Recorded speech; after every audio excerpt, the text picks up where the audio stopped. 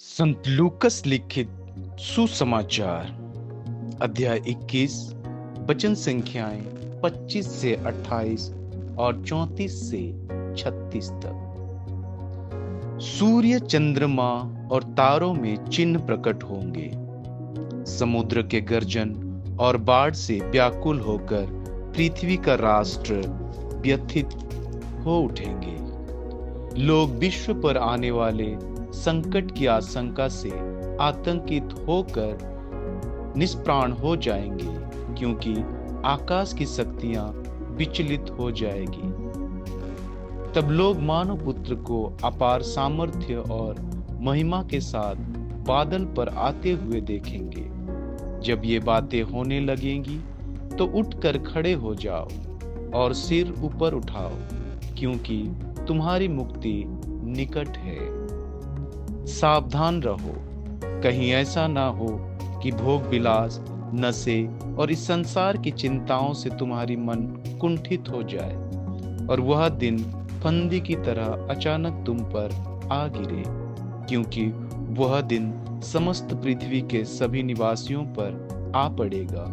इसलिए जागते रहो और सब समय प्रार्थना करते रहो, जिससे तुम इन सब आने वाले संकटों से बचने और भरोसे के साथ मानव पुत्र के सामने खड़े होने योग्य बन जाओगे। यह है प्रभु यीशु ख्रिस्त का पवित्र सुसमाचार। हे ख्रिस्त, तेरी स्तुति हो। ख्रिस्त में मेरे माता पिताओं, भाई और बहनों और प्यारे बच्चों, आज संत लूकस लिखित सुसमाचार का अध्याय 21 वचन संख्याएं 25 से 28 और 34 से 36 में यीशु ने अंत समय और आध्यात्मिक तैयारी की महत्ता के बारे में सिखाया है। आइए इस पद को समझते हैं। सूरज, चांद और तारे में चिन्ह दिखाए जाएंगे और पृथ्वी पर जातियां समुद्र की गरज और लहरों के कारण संकट में और घबराहट में होंगे। लोग भय से और इस बात की आशंका से मूर्छित हो जाएंगे कि संसार पर क्या आने वाला है, क्योंकि आकाश की शक्तियां हिलाई जाएंगी। उस समय लोग मनुष्य के पुत्र को सामर्थ्य और बड़ी महिमा के साथ बादल में आते हुए देखेंगे। जब ये बातें घटने लगे तो सीधे खड़े होकर अपना सिर उठाओ, क्योंकि तुम्हारा उद्धार निकट है।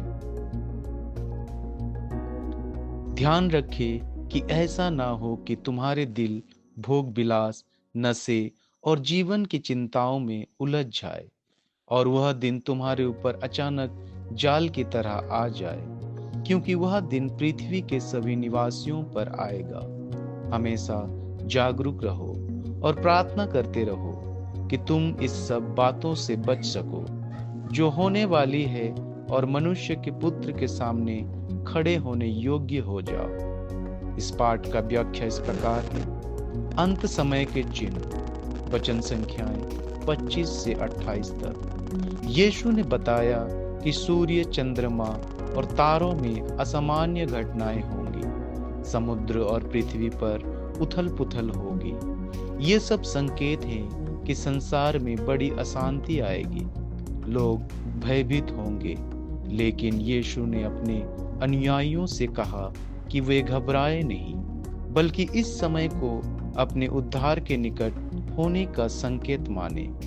उदाहरण स्वरूप, जैसे एक किसान जो फसल काटने से पहले तूफान देखता है, वह डरता नहीं, बल्कि यह जानता है कि जल्द ही उसकी मेहनत का फल मिलेगा।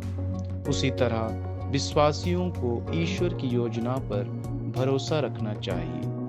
जागरूक रहने की चेतावनी, वचन संख्याएं 34 से 36 तक। यीशु ने चेतावनी दी कि लोग भोग विलास, नशे और जीवन की चिंताओं में उलझ सकते हैं, जिससे वे आत्मिक रूप से तैयार नहीं होंगे। उन्होंने प्रार्थना और आध्यात्मिक सतर्कता बनाए रखने पर जोर दिया, ताकि जब यीशु लौटे तो वे आत्मविश्वास से उनके सामने खड़े हो सके। उदाहरण स्वरूप, जैसे एक छात्र जो परीक्षा की तारीख जानते हुए भी पढ़ाई छोड़कर मौज मस्ती में लगा रहता है, वह असफल हो सकता है। लेकिन जो छात्र सतर्क रहता है और तैयारी करता है, वह सफलता पाता है। मुख्य सीख इस प्रकार है। चिन्हों पर ध्यान दें। दुनिया में होने वाली घटनाओं को ईश्वर की योजना के संकट के रूप में देखें। उदाहरण स्वरूप, पर्यावरणीय या सामाजिक संकट हमें याद दिलाते हैं कि हमें अपनी आत्मिक यात्रा पर ध्यान केंद्रित करना चाहिए।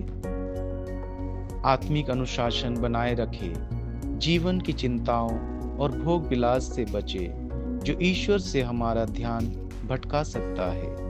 उदाहरण स्वरूप, समय समय पर प्रार्थना और आत्मनिरीक्षण करें, जैसे एक अच्छा खिलाड़ी रोज अभ्यास करता है। आशा और आत्मविश्वास के साथ जिए। यीशु का आगमन भय का नहीं, बल्कि उद्धार और खुशी का समय है। उदाहरण स्वरूप, जैसे एक माँ अपने बच्चे को देखने के लिए उत्सुक रहती है, उसी तरह हमें यीशु के आगमन का इंतजार करना चाहिए। जीवन की उथल पुथल के बीच ईश्वर के वचनों पर विश्वास बनाए रखें। प्रार्थना, बाइबल पढ़ने और अनुशासित जीवन के माध्यम से आत्मिक रूप से तैयार रहें। आने वाली कठिनाइयों को अपने विश्वास को मजबूत करने का अवसर माने। यह पद हमें सिखाता है कि भले ही दुनिया में अशांति हो, हमें ईश्वर के प्रेम और उद्धार पर भरोसा रखना चाहिए और हम हर समय तैयार रहना चाहिए। यह है प्रभु यीशु ख्रिस्त का पवित्र सुसमाचार का सारांश। आमीन।